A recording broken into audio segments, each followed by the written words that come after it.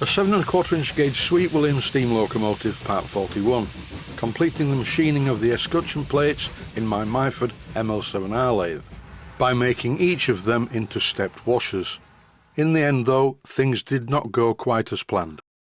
Just a recap on what I'm doing. This is the top of the firebox. It's very visible, and the holes in the firebox wrapper do not match the positions of the bushes in the boiler. In this clip I'm doing two things. With my digital caliper I'm measuring the diameter of the boiler bushes, and then I'm measuring the diameter of the holes in the boiler wrapper.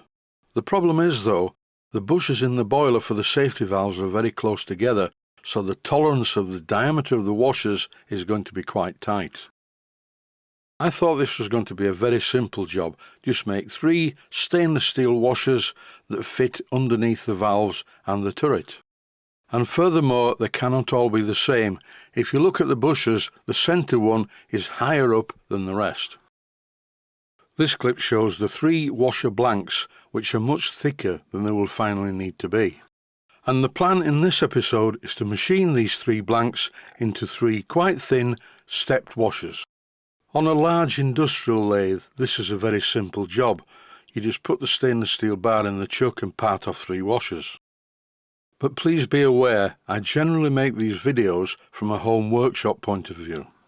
And stainless steel can be quite problematic to machine at the best of times. My apologies as usual to any proper engineers out there who shouldn't really be watching this tutorial anyway. I'm currently working in my Boxford lathe, and I've put the first of the blanks in position. To make sure that the parts run true, one at a time I hold them in the chuck quite lightly, press them into position with the tailstock chuck, and then tighten the main chuck. And now when I machine this part, everything should be okay. When the chuck is spinning, you can actually see that it's running true.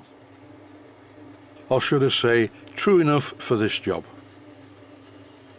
Rather than turn all the way across and reduce the thickness of the washer, it seemed logical to turn down to the step. And by using the digital caliper that I showed earlier on in the video taking the measurements, there's a fair way to go yet. This seems to be the logical way to do the job. There are many different ways of doing almost every job in the home workshop, but often in lathe work the sequential order is vital.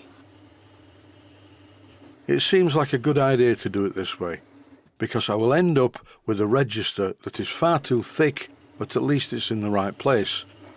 Had I have reduced the thickness of the washer first and then cut the register in the wrong place, then that would have been a problem. But by doing it this way, it really doesn't matter, because now, as you can see, I'm removing quite a lot of the register, because I don't need it to be very thick at all. I machined all 3 of the blanks in the Boxford lathe to be exactly the same. But now, as far as the Boxford is concerned, there is a problem. After turning all 3 step registers, I now need to use my Myford ML7R Lathe. Because on the Myford, the front of the chuck jaws are not chamfered and grip the turned register more securely. I have one more thing to do before I turn the part around in the Myford's chuck and grip it by the register. The lathe tool that I used to rough cut these washers left too big a radius where the chamfered part meets the main washer. Plus I also need to turn down the thickness of the washer some more. Really, I should have used a really sharp pointing knife tool, but this will be okay. First of all, I reduced the overall thickness to the finished dimension. And now, as the part is very hot, I remove it with an Allen key, but it still touches my finger, and now it's painful. But the show must go on, and one must suffer for one's art, so I'm going to do the same again with the second washer. I recorded a lot of footage in these video sequences, but to just speed things up, apart from running at 4 times normal speed. I didn't show the machining of all of the washers, just to get through it in a reasonable time without viewers slipping into a coma. You will notice when I put too much pressure on the tool, the lathe slows down. That's because I always run the belts fairly slack. This is not good engineering practice, but over the years I still have most of my fingers, and apart from breaking one parting tool holder on the Smart & Brown lathe, which is very powerful, no other machine tools were harmed during this process. Now all the washers are the same size, and it's time to grip them by the register, which is not very big at the moment, but because the jaws of the Myford chuck are perfectly square, the part is securely held for the machining operation. I found it much better in this instance to pull the cutting tool towards me. Once the washer was down to the correct thickness, I chamfered the top edge using a lathe tool like this. When I think about it, I do really need to fit a chamfer tool into one of these Myford tool holders.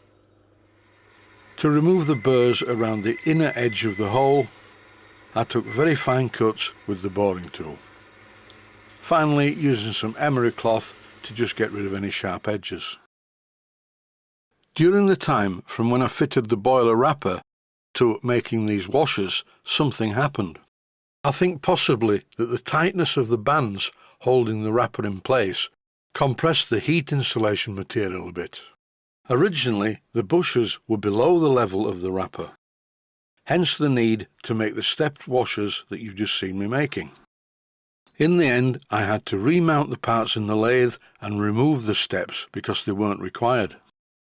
The centre bush is definitely sticking up out of the boiler more than the others. I intend to machine this centre washer slightly using a boring tool so it sits down on top of the centre bush. Also, I'm going to remove the copper washers from the turret and the safety valves so that everything sits down on the stainless steel washers. And I think that when everything is bolted into position, it should look fine. At least by using my arrangement, I won't have to look at this. Some viewers may be thinking, why didn't I use stainless steel washers in the first place? And my answer to that is, I think these look better because they are purpose-made pieces of equipment to fit on the locomotive. That is it for this episode. The locomotive is now getting very close to completion. Stay safe, stay healthy, thanks for watching, and I hope you found it useful. Please take the time to visit my Mainsteam Models website and click on the section of the website that says Video Playlists. And by doing that, you can find other videos that you may like to watch. And by using the playlists, you can actually watch the videos back to back.